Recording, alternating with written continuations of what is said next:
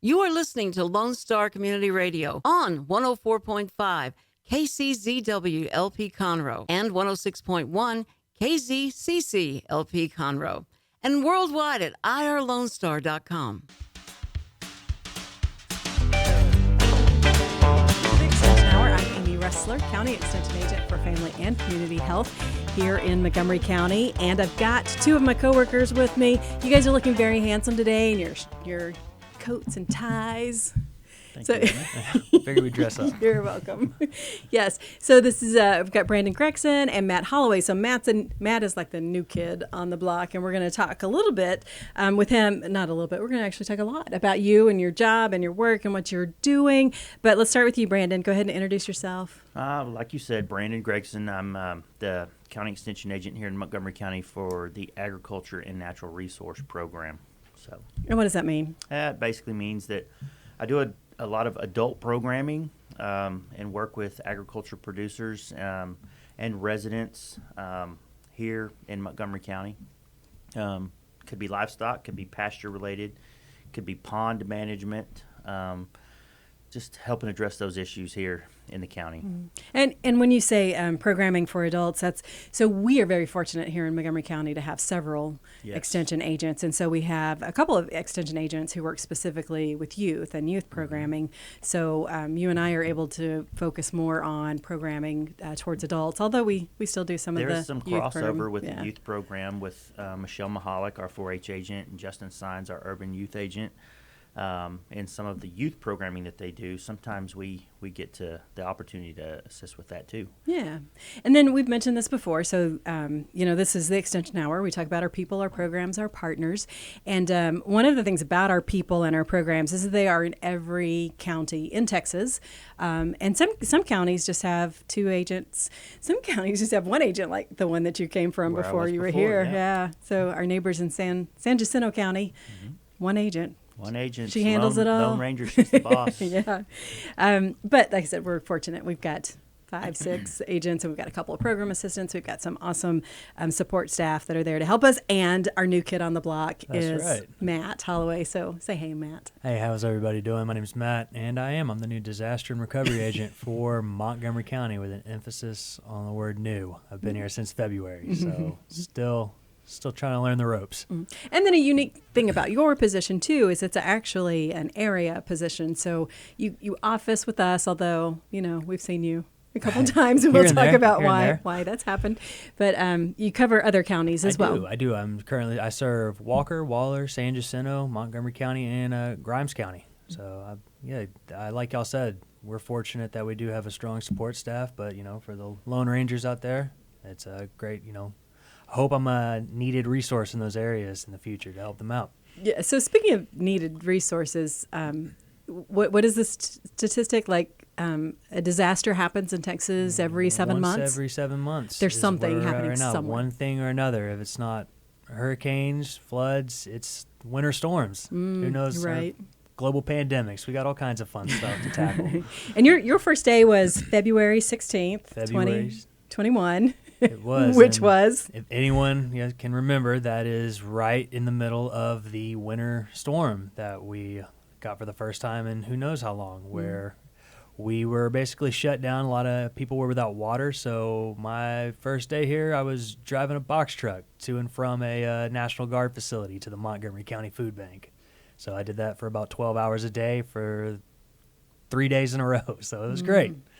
And then, besides that, COVID has been one of those things, which, it's not something that we usually think about in terms of disaster. I mean, I guess before 2020, we wouldn't have thought, a pandemic would be a disaster, because we were thinking like natural disasters, hurricanes, floods, fires, freezes, all those kinds of things like we just mentioned. But COVID's been a disaster that we've been addressing through the DAR unit. Absolutely. And while it might not be a disaster in the traditional sense, it is one of those things where, AgriLife has become, they're adaptable, they're flexible in addressing those issues. So, COVID, it's kind of taken a front seat to what we're doing now, which is a lot of PPE delivery. We're working with a lot of nursing homes, schools, a lot of healthcare facilities around the entire Houston area. So not just in Montgomery County, we're all over the place. There's 18 of us throughout the state that are currently, doing what they can to help mitigate the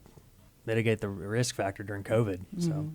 So it's a lot of response, and so COVID response is kind of what you're doing. So you mentioned a lot of deliveries and that kind of thing. But, long term, it's going to be, there's a disaster every 7 months, but that doesn't mean that there's a disaster every week that needs to be addressed, right? Absolutely. And once we're on the other side of this, we're hoping we can transition back to what we want to do, helping every Texan. And our role in that is, disaster preparedness and disaster response, what to do pre and post disasters, everything from continued education to the public, how to navigate in the event of a disaster, how to navigate the FEMA website so that, residents can receive needed relief. So it's there's a lot of avenues that we're going to be able to help out with. So it's just about preparedness and, staying on top of things as much as possible. Sure. So how did you get into this position? How did you get here? Right. That's a good question. So, I work for the city of Houston, and, I got my degree from Stephen F. Austin in public administration, and I was drawn to that just because of the aspect of I wanted to be able to help people, just kind of give back. I grew up in a house full of, my mom was a teacher, so I kind of always enjoyed that aspect of the position. And I found Texas A&M AgriLife, and I saw the work they were doing, and it was really great. And the DAR unit being one of the newer units, I read through the responsibilities, and I thought that was something that, it really fit with what I was trying to do, which was, continue to educate, those in need, while at the same time, in a worthwhile career, something that I thought actually would have some real benefit in the long run. Right. Because our mission is helping Texans thrive. So whatever we can do to help Texans make their lives better. And, obviously disasters have a profound effect on quality of life. So there's lots of things that can be done to help Texans with that. So, Brandon, just to recap, I know you've mentioned this before, but how did you get into Extension? Well, I grew up here in the 4-H and FFA program, and I was always going to be an ag teacher. Mm-hmm. Like literally here in Montgomery County, right? You grew up in Conroe. Yeah. So graduated from Conroe High School. But I always was going to go and be an ag teacher. And then I went to college at SAM, got involved in helping some other counties with their 4-H programs, mainly livestock judging through the 4-H program. Just assistance with that, I was exposed to what Extension does through the 4-H program. My academic advisor was a former Extension agent in Gonzales County, and so he started talking to me about that, and that's kind of how they hooked me. And I interviewed, got a job, and 20 years later, I'm still here. So that's kind of the short version of how I became an Extension agent. So 20 years from now, Matt? Yeah, absolutely. And to kind of jump off that, Sure. That was one thing that I have learned is that the people that get in these roles, you're 20, 30, 40 years. So there is a lot of staying power, and I think that's for a reason. It speaks volumes of the organization and where you can go with it, which is really wherever it is what you make it kind of thing. So if you have a heart for helping people, this is a great job. And you mentioned helping people. I mean, those are the people that really have a lot of tenure here, those that really like serving people. Yeah. And we often say it kind of becomes a lifestyle. I mean, it's It like is. just it's a job, but it's part of our lives and Yeah, it's after what we 20 do. years, you're like, what else would I do? Yeah. Had that a couple of times. Okay, so we're going to talk a little bit more about what the DAR unit does, and we're also going to provide some information for how people can prepare for disasters and what you can do after a disaster happens, because Matt's our expert on that. And then Brandon, of course, all the animal issues that come along with disasters. I mean, we often focus on people first, but the animals are one of those things. If you've got them, like, what do you do with them when a disaster you got to comes? take care of them, and you got to get them out of the way of whatever's coming. So. Yeah. Okay, so we'll talk a little bit more about that when we come back after we take this break from This is the Extension Hour, where we talk about our people, our programs, our partnerships right here on Lone Star Radio, 104.5, 106.1, and worldwide, Matt. We are worldwide, irlonestar.com. That's right. So anybody anywhere in the world can watch this, learn lots of great information. We'll be right back.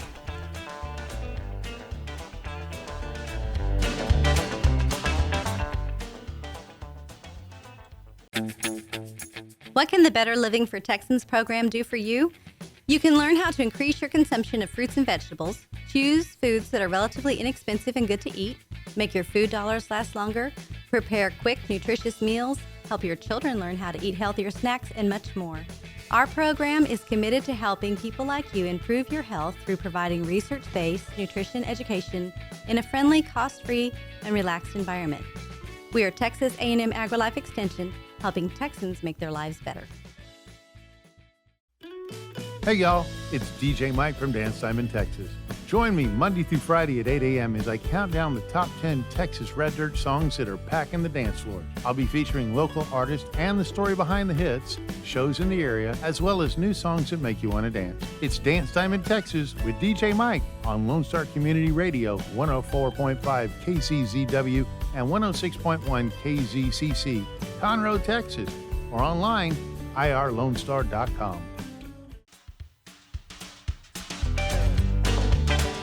Welcome back. This is the Extension Hour. We're talking about our people, our programs, our partnerships. We've got two peoples in here with us. We've got Matt Holloway and Brandon Gregson, and we're talking about the DAR unit.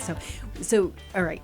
Have you figured this out in Extension? We use a lot of acronyms, so we got to catch each other, Y'all right? love So, yes, we do. And there's no glossary to go off of. Yes. So DAR is actually an acronym, DAR, and that stands for Disaster and Recovery.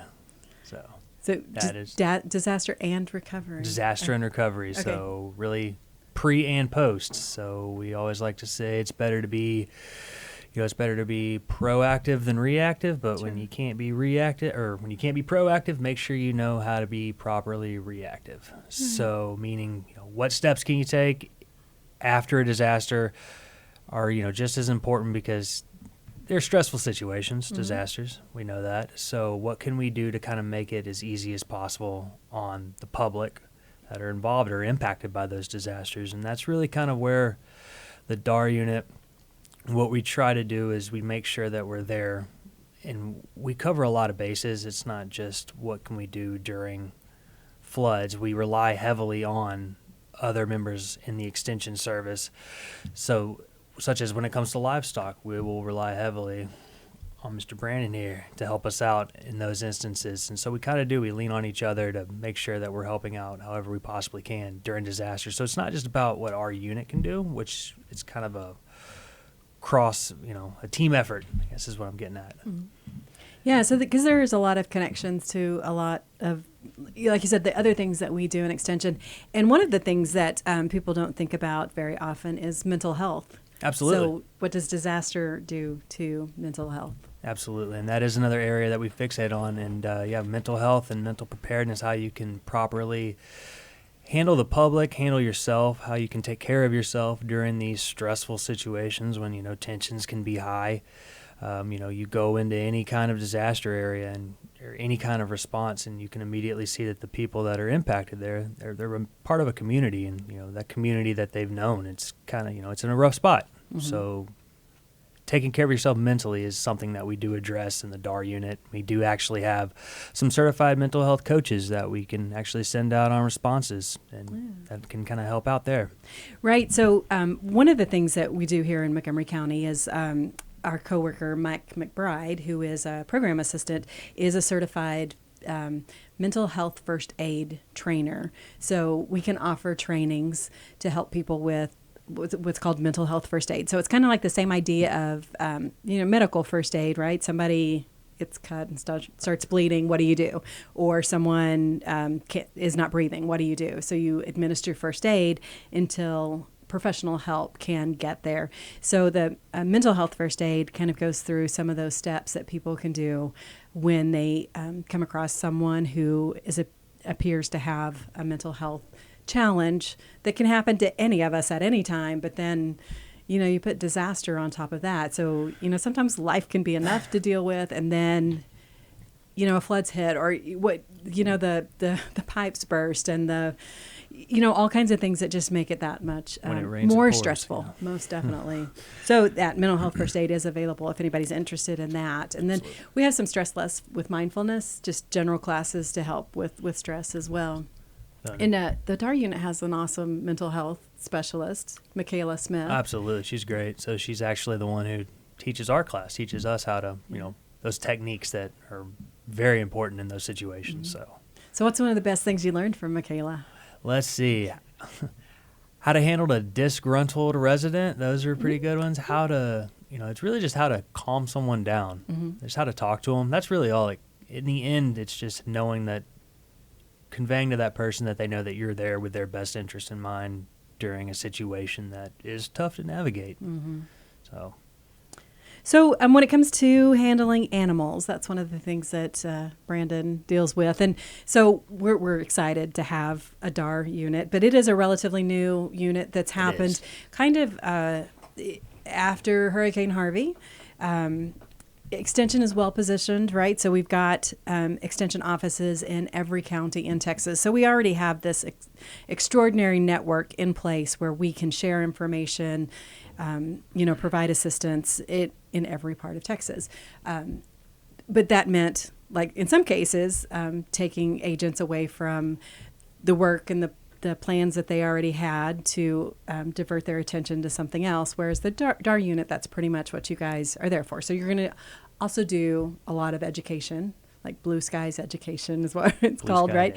But at the same time, it'll help Brandon not have to leave the grounds maintenance conference that needs to come up. Whatever it is. So tell us a little bit about some of your experiences that you had before in addressing disasters. Historically, prior to establishment of the disaster and recovery agents, Extension has groups of agents that are organized into what they call strike teams. And in the event of a disaster, they're asked to go out and perform certain tasks. And in my experience, it's been help and relief at livestock supply points, like during Hurricane Harvey or after Hurricane Harvey, when you've got stranded livestock that have no food or fresh water because a storm surge could come in and it could just be salt water. They can't drink that. It'll kill them. So we're organized to distribute feed resources, hay resources, maybe even carry out water to the livestock, maybe even help the National Guard or the Army come in with choppers and drop hay down on those livestock that are on an island stuck out there because they can't get to them. So there's that kind of thing. Or, working animal shelters. During Harvey, Montgomery County had an active large animal shelter at the fairgrounds.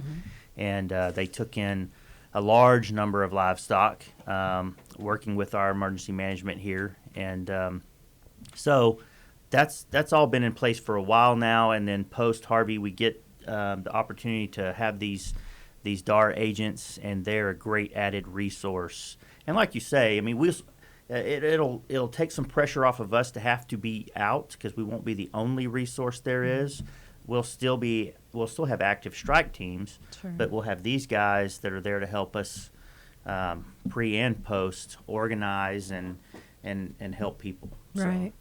Because disasters, like, you don't know exactly what's going to happen or what the magnitude of it's going to be. So it's possible that there may still be something that comes up that means all hands on deck. But at least we've got the DAR agents like on top of it, ready to go. You're already in that mode. Because I don't know about you, but for me, some of the frustrating thing was just, shifting gears. It was kind of hard. You're like going on this and then you're trying to shift to that. Whereas you guys will already be in the groove. Absolutely. Be the groovy dudes. The strike team members, they're an invaluable resource because I know, Brandon, even yourself, I've seen your name was on a couple of those strike team lists that were people just volunteer to help. So it is one of those things where there's the DAR unit, but it does during times, especially like COVID, it takes a village to kind of provide the necessary help that is required. And we mentioned Blue Skies. So what are you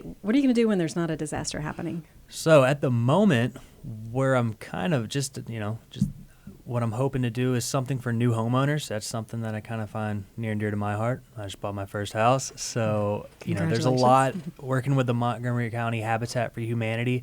There's a lot of first-time homeowners that, I don't want to say are lacking, but they need the knowledge of how to properly be prepared during the event of a natural disaster, whether that is, evacuation routes, go bags, things as simple as where do I go to turn the water off if I have my pipes burst again. So it's a really all-encompassing program that I think has it's going to be a very strong program that we can provide.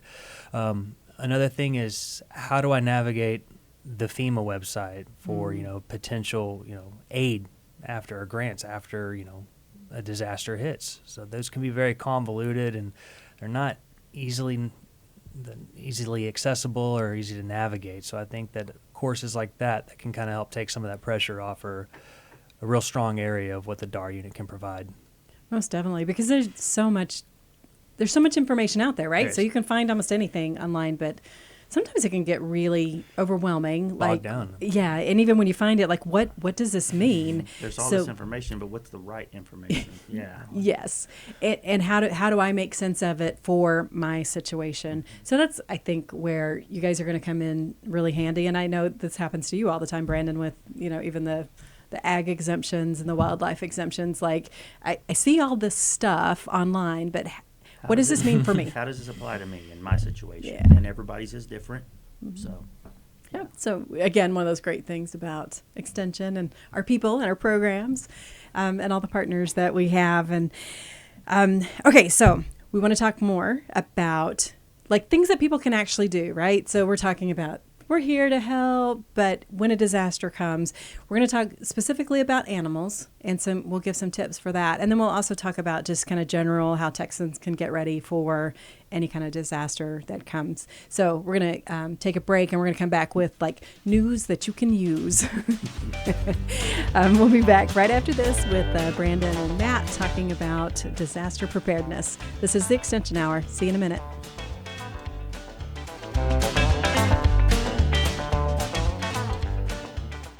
The Texas A&M AgriLife Extension Service has been dedicated to educating Texans for over a century. In 1915, the Extension Program was established under the federal Smith-Lever Act to deliver university knowledge and agricultural research findings directly to the people. Ever since, AgriLife Extension programs have addressed the emerging issues of the day, serving diverse populations across the state. Texans turn to Extension for solutions in horticulture, agriculture, 4-H and youth, and family and consumer sciences. Extension agents respond not only with answers, but also with resources and services that result in significant returns on investment to boost the economy. Join us Fridays at 1 o'clock for the AgriLife Extension Hour.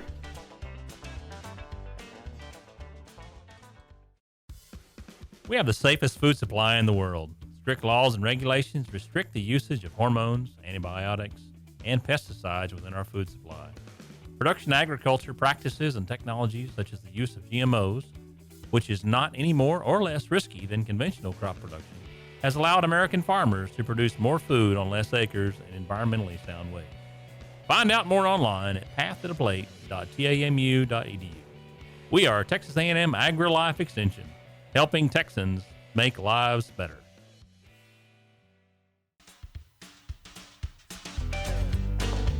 Welcome back to the Extension Hour. We're talking about disastrous things because disasters happen about every 7 months or so. There's a disaster in Texas anyway, and things that we don't necessarily think that are going to happen. I mean, I guess that's part of what makes them disaster, right? So if you can prepare for them ahead of time, that helps make them less disastrous. But we were talking earlier about unexpected things, and the winter storm was one of those ones here in Texas. Like, it gets cold here, but that coldness that happened, that your first week at work.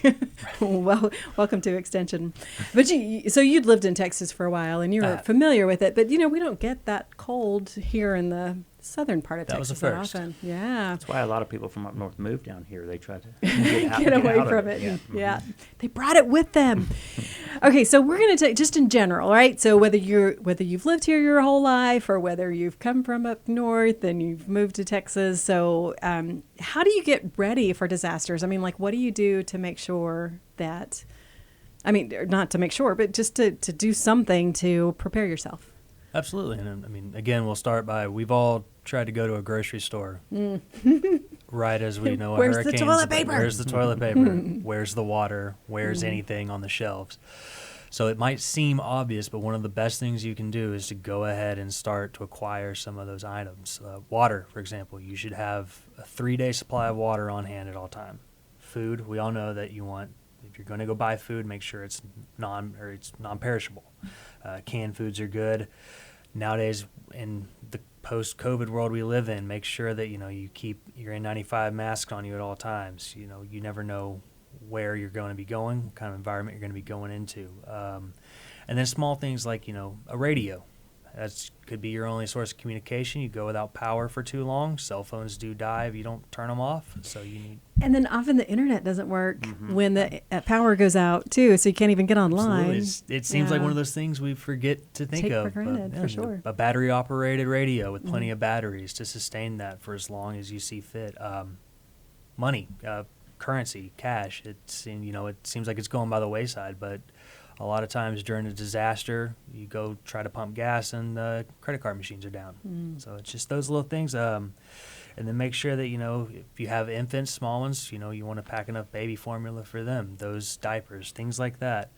Really, it's just about taking an inventory of what you currently have, what you think you're going to need, and make sure that you can sustain that for the foreseeable future. We know that disasters can sometimes last days, maybe even weeks, unfortunately. So it's just about being prepared.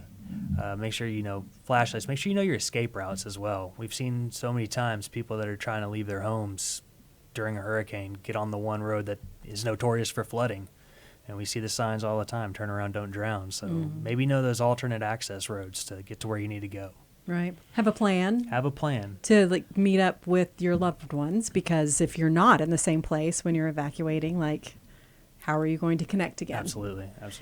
And you also sometimes talk about having a go bag ready. So some of those things that you just mentioned are things that would be in your go bag, right? So you can just grab it and go. Grab it and go. Pack it once and then just put it in the closet, put it in the car. Actually, probably go ahead and just put it in the car so you don't even have to remember to grab it. Just leave it there. Don't touch it. And then should the day come that you need it, you'll already have it.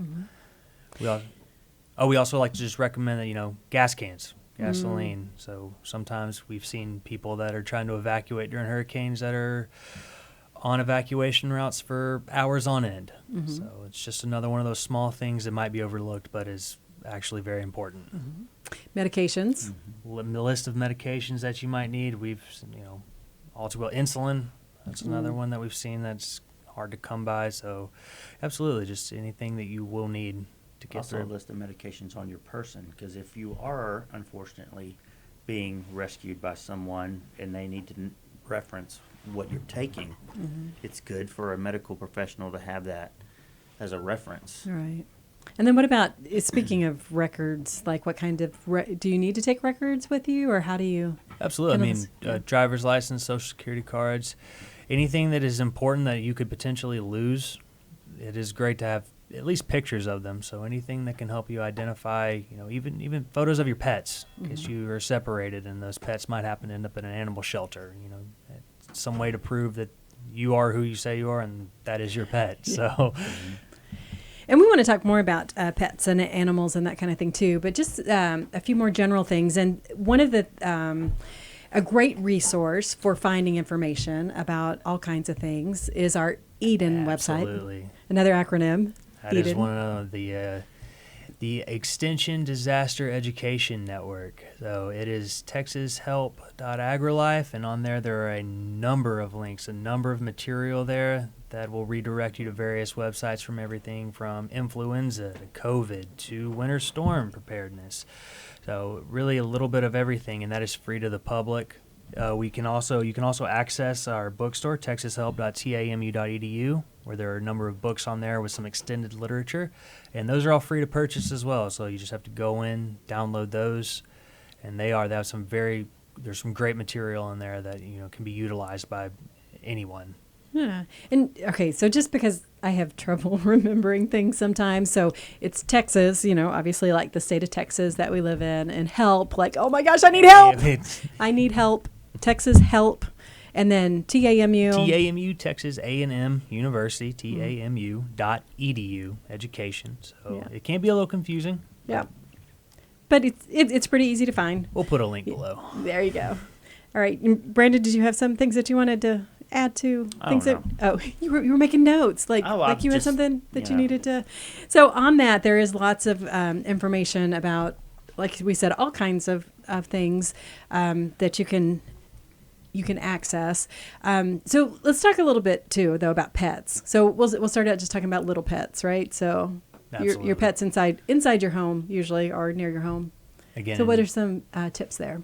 You know, they can't take care of themselves. So for your pets, you want to make sure that you have, again, for as much food as you think you'll need, they're going to need that much food as well. Mm-hmm. So cats, dogs, you know, you want to make sure that you can kennel them if need be, should you have to relocate to a shelter. Oftentimes they will ask that those pets there, cats I know are especially one that we've learned through our deployments with the vet team, that cats like to move around a lot and sometimes they can get away. So make sure, you know, it would be nice to have a kennel, something that can contain that animal so they don't go running off and you lose them. So right, even if they don't like it.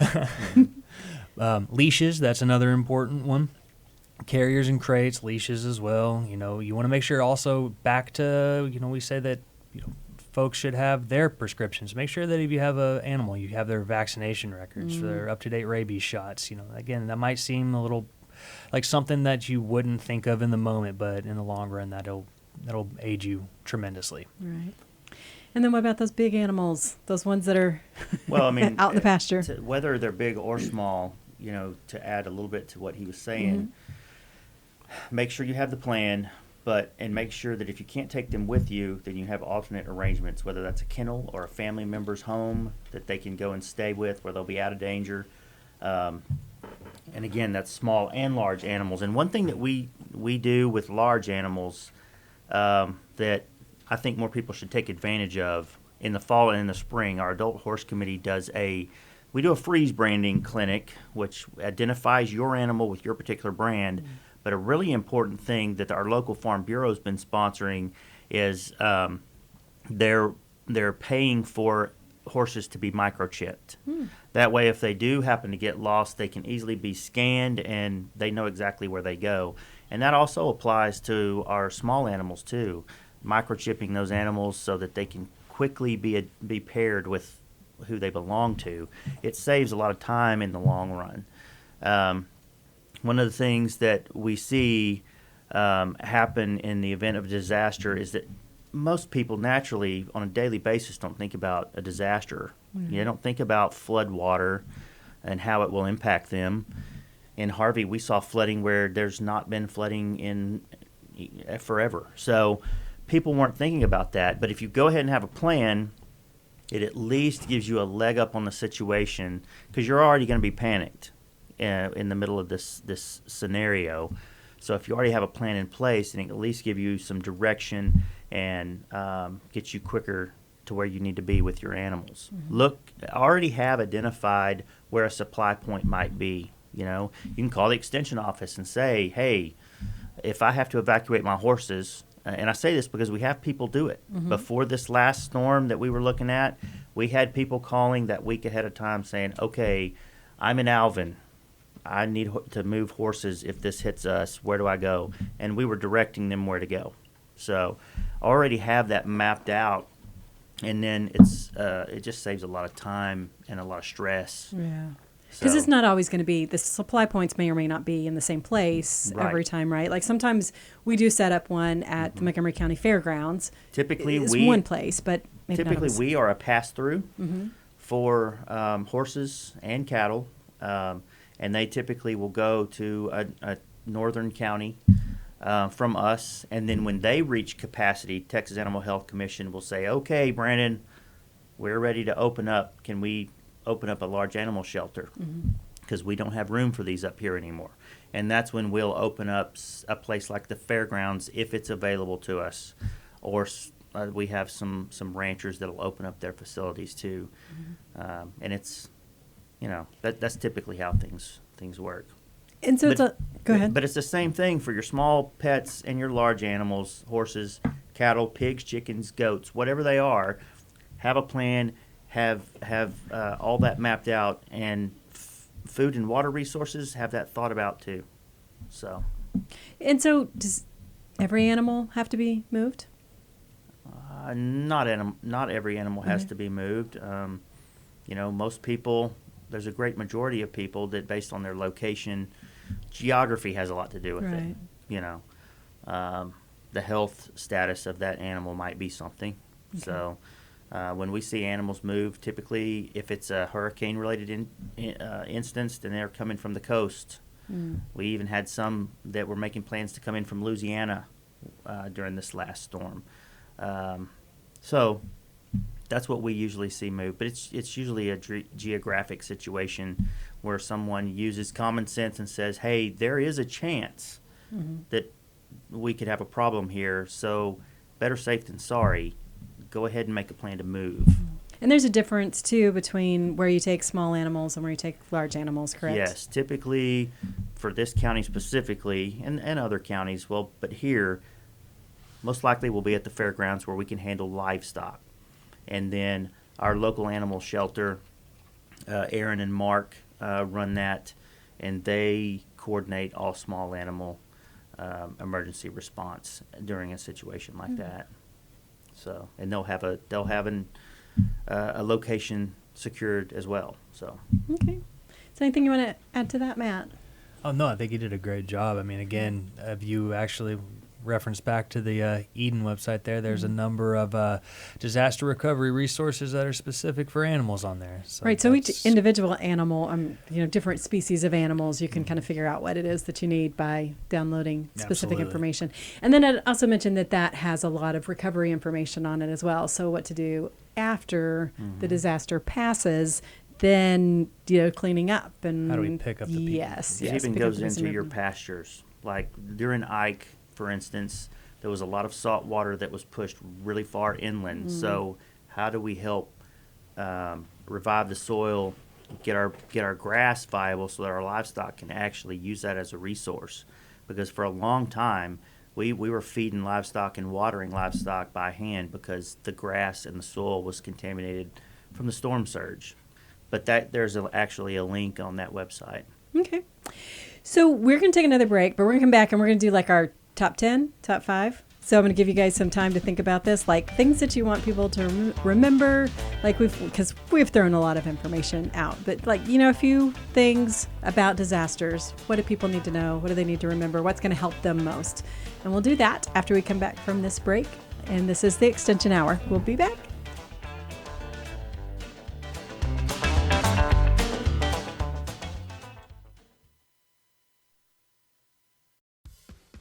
From the beginning, the main purpose of the Cooperative Extension Service has been to change human behavior by teaching people how to apply the results of scientific research. By utilizing a holistic, multi-level approach, Extension family and community health programs encourage health and well-being for everyone. Addressing values, concerns, and needs with reliable science-based information, Extension programs help people lead healthier lives. We are Texas A&M AgriLife Extension, helping Texans make their lives better. Listen in Mondays at noon to hear Conroe news from local nonprofits, businesses, upcoming events, Conroe Park events, news stories, and information that matters to you with your host, Margie Taylor of Taylorized PR. For more information about being a guest, visit irlonestar.com/Conroe Culture. Welcome back. We're talking all about disasters and preparing for disasters. We've got Matt Holloway, who is our DAR agent, so disaster and recovery is his specialty. And then we also have Brandon Gregson with us, who is our county extension agent for agriculture and natural resources. So we've been talking about, what to do when a disaster hits, like preparing ahead of time, and then some follow-up things. And one of the things that's really helpful just to get information, because we are all about education and helping Texans make their lives better. And so the Eden website, which is Extension Disaster Education Network. So that's texashelp.tamu.edu is the website for that. So that's a really good resource to find a lot of this information, that kind of what we've been talking about.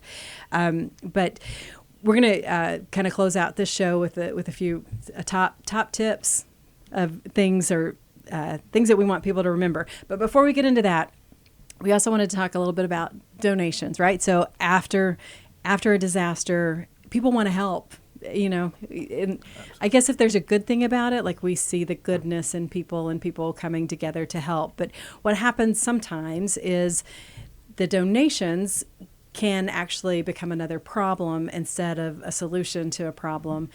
Because if it's an overwhelming amount or the wrong kinds of, not that donations are wrong, but if it's not something that's able to be used immediately, it can actually become a problem by itself. So you said you had visited with the Salvation Army, and they had mentioned some of that. Absolutely, and they briefly touched on after Rockport, we saw a flood of people that were trying to help, and it was great. It was an awesome thing to see. But like you said, it can become burdensome when you have, let's just say, for example, you have people that are strictly showing up bringing clothes.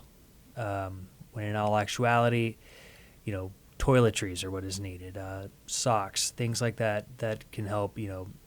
Anything that can help you in the long run, I guess. So sometimes it's best to just kind of call ahead, find out what is needed. So that is one thing that you can try to do from moving forward, is just kind of get an idea of what it is they need instead of just showing up. There's no wrong way to donate, so that's not what we're not discouraging any help, but there are at times whenever it can actually create a little bit of a backlog. Right. Which happened with animals, right? Like you got lots of hay and nowhere for that hay to go. Yeah, I mean, eventually there was plenty of places for hay to go once you get beyond the storm and figure out what's what, but I mean, there are a lot of resources that they might not necessarily have needed, like they might not have needed 100 kennels at one location. That's another thing, too, is to, if you want to donate, great, but figure out where things go. You shouldn't just show up at the Montgomery County Emergency Management Office with a truckload of livestock feed, because that might not be the place where it goes. It may be organized somewhere else. So it's good to know where to donate and what those needs are. One thing that we've been trying to do is maintain a list of people who would be willing to donate hay resources, feed resources for horses, for cattle, for other livestock, trailering resources, people who have access to trailers that can help get livestock to places. That way, we can share that with emergency management, and then between us, we can start making contacts to say, okay, hey, you said that you were a resource, and we need that resource now if you're still available. That way, we can kind of control what's coming in. And we sometimes do workshops with emergency management to help prepare people. Talk about that a little bit. We've done some of that in the past, where we just expose people to the resources that are out there. We had one it's back in 2019 where the animal shelter came in and they brought their mobile units to kind of showcase those. And then we talked about a lot of this preparedness stuff just to help get people thinking about preparing themselves for the unexpected. So... and we do that with first responders too. We have a training coming up in November, 16, 17, 18 out at the fairgrounds, and it'll be certification hours for first responders, firefighters, vet technicians, veterinarians. They get continuing education hours, and basically they're going to be trained on how to respond to large animal situations. And it's going to be everything from, a disaster type situation where we're trying to rescue something to a trailer wreck on the highway, how to best rescue those horses and keep people safe as well. So we do those things too. Yeah. So there's always educational opportunities that we offer, and once we get past some of this COVID stuff, we're going to have even more with the DAR unit.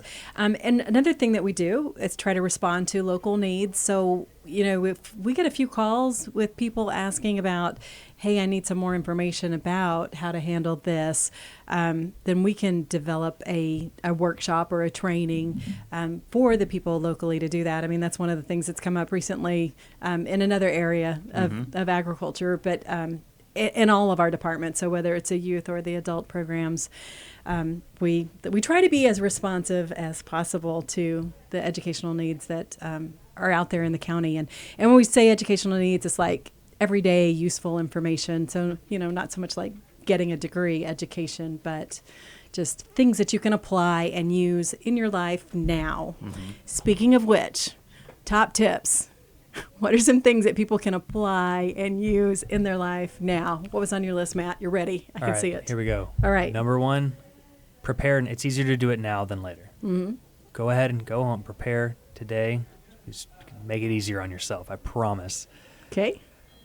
My first one is exactly that almost. It's basically make a plan pre an event and then try to think through post-event as much as you can. No one knows really what that's going to look like, but have a plan, whether it's for you and your family, your pets, your livestock.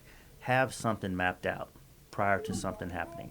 And even if it's a general idea too, right? So, I mean, like I get in my mind sometimes, like I have to have A, B, C, D. And if it doesn't go just like this, then I might get a little, Right. a little I'm thrown very off. much that way. Yeah. So, and what we're talking about, unexpected kinds of things. So things are not going to go exactly the way you planned. So also being flexible with that, right? All right. What's your number 2, Matt? Number 2, this one's just kind of going to go back to what was said earlier about extension. It's an all-encompassing effort. So when you think disasters, just know that this Eden network here, it's not just hurricanes and COVID. Just check it out. There's a little bit of everything in there. So it's an interesting resource. Okay. What you got, Brandon?